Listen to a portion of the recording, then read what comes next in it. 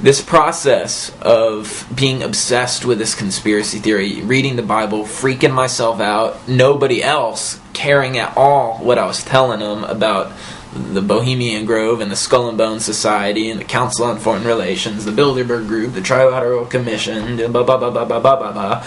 Go off for tangent on all the wicked stuff going on. Nobody wanted to hear it. Not my friends, not my family. So I was like, am I in the Matrix? You know, is this even real? Like, what's going on here? And that led to even more insanity. So I was taken advantage of in the spirit realm. I became demon-possessed. And the reason that I'm telling you it's demon-possessed, besides not just a little schizophrenic episode or something crazy happening, I had no ability to hinder anything that was coming into my mind. It was just like darts were being let go and released into my mind. And I had no defense to separate what was true from what was false. I had no barricade on my thoughts, if that makes any sense to y'all at all. I started to believe that my parents were going to come and assassinate me because I knew too much, and they were part of some evil cabal, and that they knew that this day was coming, and that they were dark Satanists, and they knew that I was going to eventually come to this knowledge, and they had to eliminate me, and just crazy stuff. And my mom ended up showing up, and she had this in Lubbock. We lived in Austin, so she drove, I guess, 5 hours. She didn't tell me she was coming. She had this pill bottle, and a few hours before I was surfing on the internet, I saw this pill bottle, and right when I saw the pill bottle, I automatically thought, those pills are evil, they're used to kill people. And my mom shows up with the same pill bottle. It was actually a vitamin, a vegetable supplement. And so she gives it to me, and right when she comes in the room, her eyes look different, her voice sounds different, and I'm just thinking that she's here to assassinate me. And then she gives me what I already thought was going to kill me.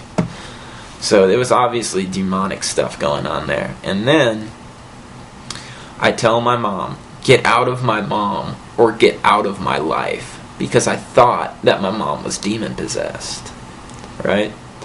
And when I say that, the voice goes, get out of my mom or get out of my life. Like, there was get out of my mom or get out of my life. Like something out of The Exorcist just taken over. My mom freaked out. The terror in her face. She ran off screaming and crying, left the apartment, freaking out. Ended up coming back with my uncle, whom the demon had me believing he was Satan, and I was the figure of Jesus, and this was the temptation on if I was going to go to the mental hospital with them where they were going to assassinate me, or if I was going to stand strong in my beliefs that the world is evil. This is how insane I was. This is what this demon was doing to me. So we got into a confrontation. I started telling him that his son, his little demon child, and my cousin, and it's just absolutely ridiculous. Then they come back with a police officer, and I think he's the CIA. So I'm freaking out, like thinking the CIA is on to me. They know what I know, blah, blah, blah. So I jump the balcony, run to my other friend's apartment complex, end up staying there. Long story short, I ended up getting forced by the police to go to a mental hospital. They tell me it's not optional. So I go in, or it's in the emergency room. I go in, they're kind of analyzing me, and the lady says, she looks weird too. She's got like stuff in her eyes, and my perception, and her voice is weird, and she's like really creepy. It's like I'm in the Twilight Zone or something. She's like, I just think that you need a little more ADD medicine. And I'm just like, ugh. I had my Bible with me the whole time, carrying around my Bible. No, that's not the answer. And so I run across Texas Tech campus and became the first student to be tased by Texas Tech Police Department on campus. So that's a great honor that I hold. End up going to the mental hospital, the real one, at Texas Tech Medical, where they drugged me. I remember laying like something you see in a movie, just this kind of elevated mat in a lockdown room. You're all confined and isolated. People looking at you through a little window. It's really strange. Boom, knocked out. this is where it gets really weird. About 3 or 4 months before I got put in this mental hospital, I had 3 dreams, and this was during the summer when I was staying at my parents' house in Austin. One of the dreams was it was all black, and this woman's face came shrieking out of darkness, just incredibly ugly, hideous woman, very scary, frightening. It was like demonic, and I knew this in my dream. And I woke up, and I was like in a cold sweat, and it was the scariest thing I've ever experienced. And I even prayed. I was like, oh my God, Lord help me, I'm so scared. Okay, so that was the first dream.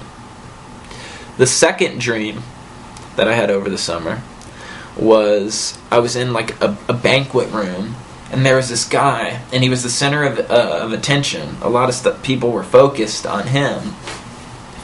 He was a Mexican dude, bigger Mexican dude. And I guess there was a guide in my dream. I don't know if it was an angel or... I couldn't see this girl, but it was a girl's voice. I couldn't see her.